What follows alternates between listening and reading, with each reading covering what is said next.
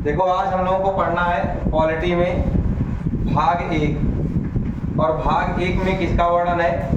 संघ और उसके राज्य क्षेत्र का वर्णन है। क्लियर? उसी के विषय में अध्ययन करना है। मूल संविधान में कितने भाग थे? तो मूल संविधान में भागों की संख्या कितनी थी? 22 थी। क्लियर? Yes sir. और हमको भाग एक पढ़ना है। भाग एक की अनुच्छेद से किस अनुच्छेद तक वर्णन है भाग एक का? तो 1 से लेकर 4 तक किसका वर्णन है? अनुच्छेद 1 से लेकर अनुच्छेद 4 तक संघ राज्य क्षेत्र का वर्णन है। और इसी के विषय में पढ़ना, इन चारों अनुच्छेदों में क्या बताया गया है और इसका अर्थ क्या है, यही पढ़ना है। अब सबसे पहले बात करते हैं अनुच्छेद 1 की। अनुच्छेद 1 में क्या बताया गया है कि भारत राज्यों का संघ है और कौन कौन से राज्य क्षेत्र इसमें शामिल हों। क्लियर? इसके विषय में चर्चा कहां पर है? अनुच्छेद 1 में है। भारत राज्यों का संघ है, अर्थात यूनियन ऑफ स्टेट की बात किया गया है। भारत क्या है? भारत अर्थात इंडिया राज्यों का संघ है। अर्थात हम कह सकते हैं संविधान में 2 नामों का उल्लेख मिलता है। संघ का 2 नाम है, एक भारत और एक इंडिया। तो हमारे संघ का 2 नाम है, क्या नाम है? एक भारत और एक इंडिया, और तीसरा कोई भी नाम उल्लेखित नहीं मिला है। भारत राज्यों का संघ है, इसका क्या अर्थ हुआ? Union of state. इसका अर्थ यह हुआ कि हमारे भारत में बहुत सारे राज्य मिलकर के एक यूनियन बनाते हैं। क्या बनाते हैं? यूनियन बनाते हैं, संघ बनाते हैं। लेकिन ये जब चाहे ये अलग नहीं हो सकते। यूनियन का मतलब हुआ आप संगठन में जुड़ गए तो आप फिर अलग नहीं हो पाओगे अपने मन से। जब संसद चाहेगी तो आपको अलग कर देगी। अपने मन से कोई राज्य अलग नहीं हो सकता है। यहाँ तक कि प्रावधान है, अगर कोई अलग हो रहा है अपने मन से तो उसे अपराध की श्रेणी में रखा जाता है। मान लीजिए जैसे हम बोले कि मैं अपने राज्य के लिए वकालत करूंगा कि मेरा नया राज्य बना दिया जाए सुप्रीम कोर्ट में जाकर के, तो यह अपराध माना जाएगा। यह हक किसको है नया राज्य बनाने का? केवल संसद को है, बाकी किसी को नहीं है। क्लियर हुआ? तो यूनियन ऑफ स्टेट का मतलब यह हुआ कि भारत में कुछ राज्य क्षेत्र मिल करके एक यूनियन बनाए, और इस यूनियन का नाम क्या रख दिया गया? भारत या इंडिया। क्लियर हुआ? जो कई सारे राज्य मिलकर के जो यूनियन बनाए, उस संघ का नाम क्या रखा गया? भारत या इंडिया शब्द रखा गया। क्लियर हुआ ये पॉइंट सबको? अच्छा, उसके आगे देखते हैं भारत या इंडिया। हमने बोला संघ का नाम भी बताया गया है और उसके राज्य क्षेत्र के विषय में भी अनुच्छेद 1 में वर्णन है। इसका मतलब क्या हुआ? राज्य क्षेत्र का बताया गया कि राज्य क्षेत्र में 3 चीजें शामिल होंगी। क्या क्या? एक तो इसमें जितने स्टेट शामिल है वो भी काउंट किए जाएंगे। जितने भी स्टेट है वो सब किसमें काउंट होंगे? राज्य क्षेत्र में काउंट होंगे। क्लियर? और दूसरा, जितने यूनियन टेरिटरी हैं वो भी इसमें काउंट किए जाएंगे। क्या काउंट किए जाएंगे? यूनियन टेरिटरी को भी काउंट किया जाएगा। और तीसरा क्या इसमें काउंट किया जाएगा? जो अर्जित किया गया क्षेत्र होगा, यानी कि जो बाहर से कहीं से लिया गया क्षेत्र होगा, वो भी हमारे संघ के अंतर्गत ही, भारत के अंतर्गत ही आता है। जैसे सिक्किम को हम लोग भारत ने अपने लिए तो अर्जित किए ना, अर्जित किए, फिर भी उसे हम भारत का तो कहेंगे, वो भारत का क्षेत्र है। तो जितने भी क्षेत्र हैं वो भारत के हो गए। अच्छा, अब चाहे सिक्किम भारत से अलग हो जाए तो क्या ये पॉसिबल है? ये उसकी इच्छा पर नहीं निर्भर है।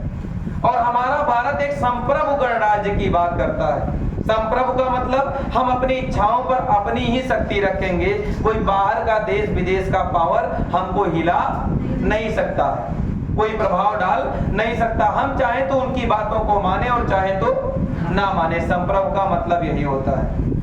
ठीक, आगे देखते हैं। अनुच्छेद 1 की बात हो गई। राज्य क्षेत्र में स्टेट आएगा, यूनियन टेरिटरी आएगा और अर्जित किए गए क्षेत्र आएंगे। क्लियर हुआ? अच्छा, इस प्रकार से जब हमारा संविधान बना था उस समय 4 भागों में बांटा गया था। पूरे जितने भी क्षेत्र थे, का, खा, गा, घा, 4 भागों बटे थे। खंड का, खंड खा, खंड गा और खंड घा। खंड का में जो प्रांत थे, बड़े बड़े जो प्रांत थे, 11 प्रांत उस समय पे आप लोगों ने पढ़ा था ना, तो उस जो बड़े प्रांत थे उनको खंड का में रख दिए थे। उसके बाद जो केंद्र शासित प्रदेश पड़े थे या देशी रियासत, बड़े देशी रियासत जो थे वो खंड खा में रख दिए थे, और जो छोटे देशी रियासत थे उन्हें खंड गा में रख दिए थे, और जो अंडमान निकोबार द्वीप समूह जैसे क्षेत्र थे उनको खंड घा में रख दिए थे। क्लियर? इस प्रकार से इनका बंटवारा हुआ था, लेकिन आगे चल करके ये बंटवारा खत्म कर दिया गया। कब खत्म किया गया, अभी आगे उसकी चर्चा आएगी। क्लियर? अभी अनुच्छेद 1 की बात हुई, भारत राज्यों का संघ है, यूनियन ऑफ स्टेट है, फेडरल नहीं। हमारे यहाँ पर फेडरल नहीं है, यूनियन है। किस शब्द का उल्लेख हमारे संविधान में? यूनियन शब्द का उल्लेख है, फेडरल शब्द का उल्लेख नहीं है। अनुच्छेद 1 समझ में आया? अब आते हैं अनुच्छेद 2 पर। अनुच्छेद 2 में क्या बताया गया है?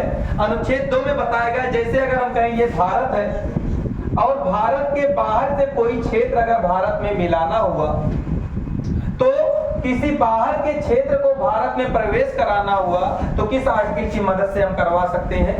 आर्टिकल 2 में बताया गया है कि भारत के बाहर के क्षेत्र का प्रवेश हम किस आर्टिकल की मदद से करेंगे? 2 की मदद से करेंगे। आर्टिकल 2 में किसका वर्णन है? भारत के बाहर के क्षेत्र को अगर भारत में मिलाना हुआ तो किस आर्टिकल की मदद से मिलाएंगे? 2 की मदद से मिलाएंगे। क्लियर? जैसे यहाँ पर आप लोग जानते हो अनुच्छेद 2(1) में मिलाया गया सिक्किम को, और सिक्किम को मिलाने के लिए जिसकी राजधानी क्या है सिक्किम की? गंगटोक। क्लियर? सिक्किम की राजधानी गंगटोक। अब इस सिक्किम को जब मिलाया गया तो 2 संविधान संशोधन इससे संबंधित है। एक 35वां संविधान संशोधन होता है, एक 36वां संविधान संशोधन होता है। जो 35वां संविधान संशोधन होता है ये कब होता है?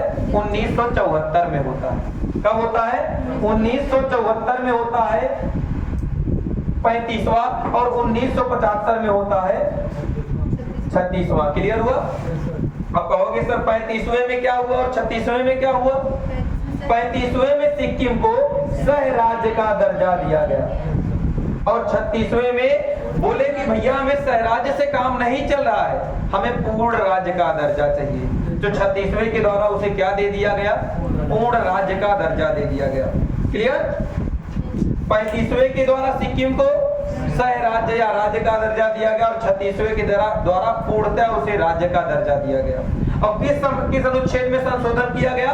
2(1) में संशोधन किया गया। क्या ये बात सबको क्लियर हो गई? अब आते हैं अनुच्छेद 3 पर।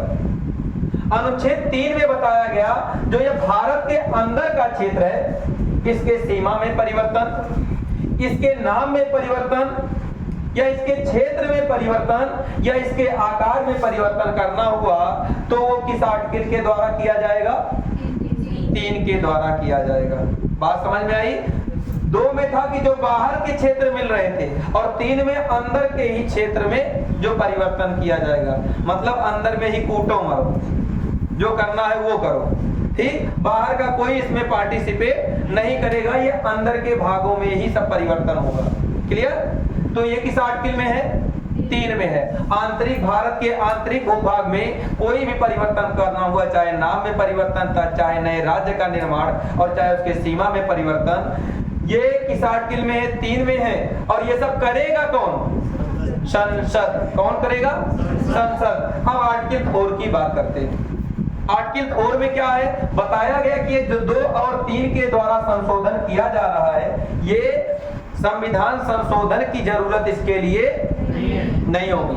अब अगर संविधान संशोधन की जरूरत नहीं होगी, इसका मतलब क्या हुआ? मतलब अगर हमने जैसे कह दिया कि एक नागालैंड राज्य बनाना है, ठीक, या हम कहें कि अपने इस क्षेत्र में एक कोई क्षेत्र का नया राज्य बनाना है, तो हमको ये नहीं कि 2/3 बहुमत की जरूरत होगी संसद की, क्योंकि जानते हो आप लोगों को बता रहे हैं भी बार बार कि कोई राज्य का निर्माण करना हुआ, नाम परिवर्तन करना हुआ, क्षेत्र परिवर्तन करना हुआ, तो ये कार्य संसद कर सकती है। और संसद में कौन कौन शामिल है? 3 लोग शामिल होते हैं, लोकसभा, राज्यसभा और राष्ट्रपति। इन्हीं तीनों के सहमति से ही तो नया क्षेत्र बनेगा जो बनेगा। तो इन तीनों की सहमति मतलब लोकसभा और राज्यसभा, इनका बहुमत होगा, यही तो सहमत होता उनका। और जब 2/3 बहुमत से कोई विधेयक पारित होता है, कोई प्रस्ताव पारित किया जाता है, तो वो हमेशा संविधान में संशोधन ही किया जाता है। कितने बहुमत से? जब 2/3 से पारित होता है तो संविधान में संशोधन की जरूरत होती है। लेकिन यहाँ पर 4 में कहा गया है संविधान संशोधन की जरूरत नहीं होती है, अर्थात यहाँ पर 2/3 बहुमत से पारित कराने की जरूरत नहीं होती है। तो कितने की होती है? साधारण बहुमत की जरूरत होती है, मतलब 1/3 बहुमत की जरूरत होती है। यहाँ पर केवल 1/3 लोग इसको पारित कर देंगे तो ये पारित मान लिया जाएगा और वो नया क्षेत्र बन जाएगा। लेकिन ध्यान देने वाली बात यहाँ पर यह है, किसी भी राज्य के सीमा, नाम अथवा क्षेत्र में परिवर्तन अगर करना है तो सबसे पहले ये सूचना लोकसभा अथवा राज्यसभा को, राष्ट्रपति को देनी होती है। किसको देनी होती है? राष्ट्रपति को देनी होती है। और राष्ट्रपति महोदय ये सूचना उस राज्य की विधानसभा को देंगे कि मैं आपके क्षेत्र में परिवर्तन करना चाहता हूँ। हालांकि अब वो विधानसभा जो सलाह देगी वो किसी पर बाध्यकारी नहीं है, वो केवल उनको देता है कि आपके यहाँ पर मैं सूचना दे रहा हूँ, ऐसा करना चाहता हूँ, आपकी सलाह दे सकते हो, सलाह दो, लेकिन मैं उसको मानूं या ना मानूं वो मेरी इच्छा पर निर्भर है। और आप कहो कि नहीं यहाँ पर नया क्षेत्र मत गठित करो तो उसका भी कोई इफेक्ट मेरे ऊपर पड़ने वाला नहीं है, मैं चाहूंगा तो कर दूंगा। क्लियर? यहाँ पर ये बातें कही गई है किस अनुच्छेद में? अनुच्छेद 4 में कहा गया है कि जो 368 अनुच्छेद है, संविधान संशोधन से संबंधित अनुच्छेद कौन सा है? 368। इसके द्वारा संविधान संशोधन नहीं माना जाएगा। क्लियर? 2 और 3 के द्वारा जो भी परिवर्तन करना होगा वो हम केवल साधारण बहुमत से ही पारित करा के कर लेंगे, संविधान में संशोधन की जरूरत नहीं होगी।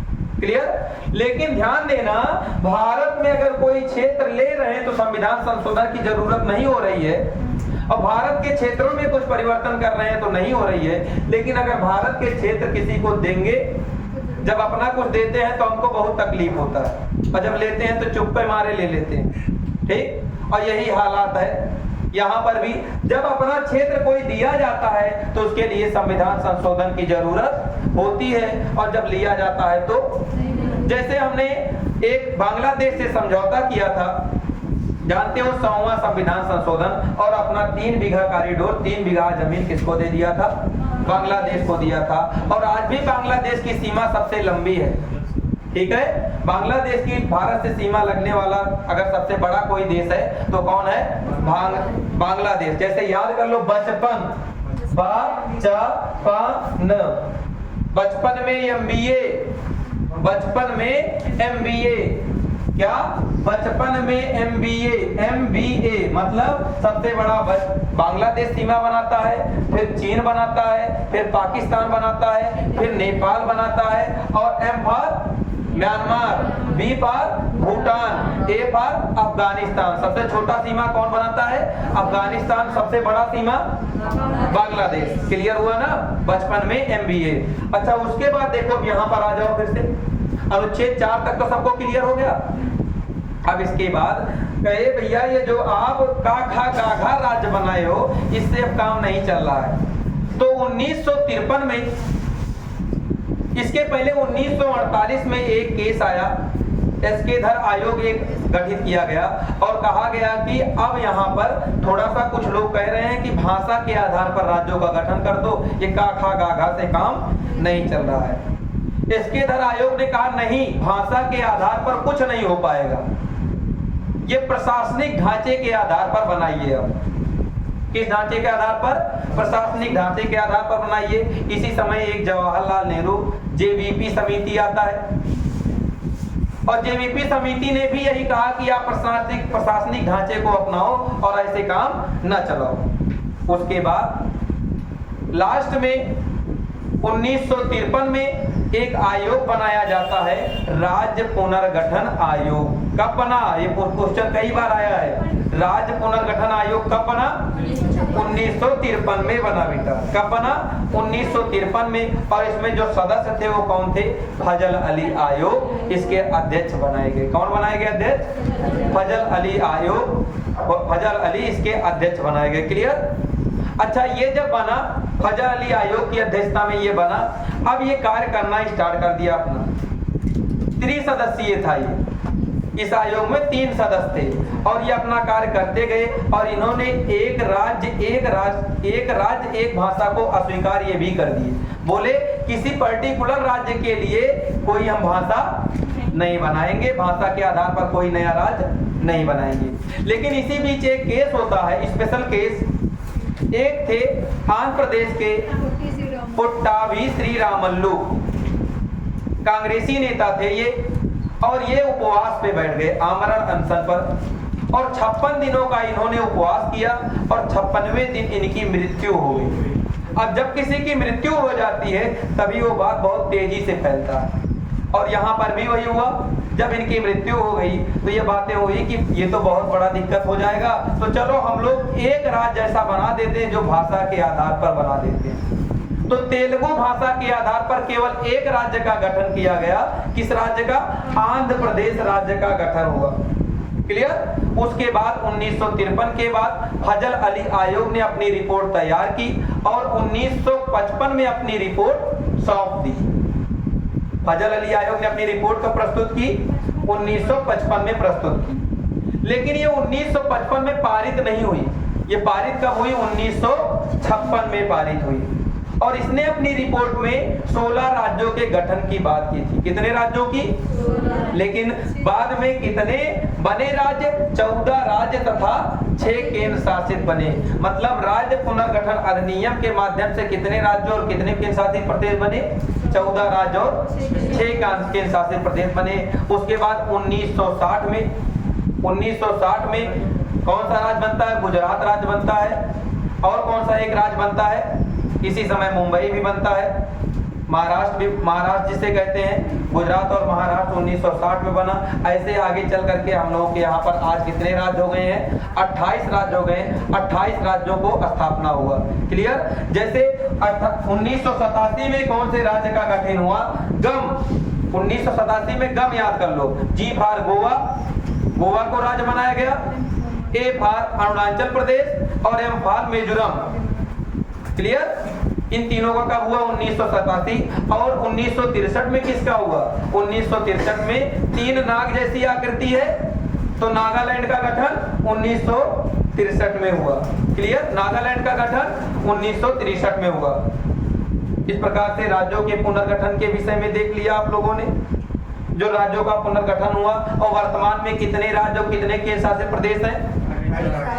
इसी में आप लोगों का एक स्पेशल क्वेश्चन ये पूछा जाता है, 2, 3, 4 राज्य हैं जिनका पूछा जाता है इनकी स्थापना कब कब हुई। तो पहला लैंडलॉक्ड स्टेट जो हमारे यहाँ पर है वो है छत्तीसगढ़। छत्तीसगढ़ राज्य का स्थापना कब हुआ? छत्तीसगढ़ राज्य कब बना? तो कब बना था? 2000 बना था। और डेट क्या थी? 1 नवंबर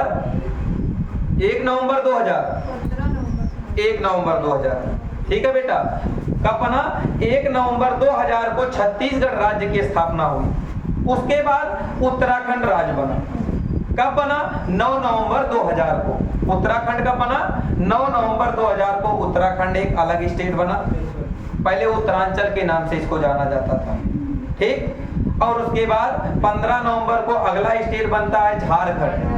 15 नवंबर 2000 को कौन सा स्टेट बनता है? झारखंड। और सबसे अंतिम जो स्टेट बना वो बना तेलंगाना, 2 जून 2014 को बना। कब बना? 2 जून 2014 को बना। तो वर्तमान समय में कितने हैं? 28 राज्य और 8 केंद्र शासित प्रदेश। फिर से चारों का स्थापना देखो। 1 नवंबर को कौन बना? छत्तीसगढ़। 9 नवंबर को, 15 नवंबर को, और 2 जून 2014 को तेलंगाना नया राज्य बना। क्लियर? इस प्रकार से आप लोगों ने संघ एवं उसके राज्य क्षेत्र के इस चैप्टर को कंप्लीट कर लिया अच्छी तरीके से। ठीक है? इसमें कोई किसी को डाउट? ओके, ठीक है, इतना ही करना आज।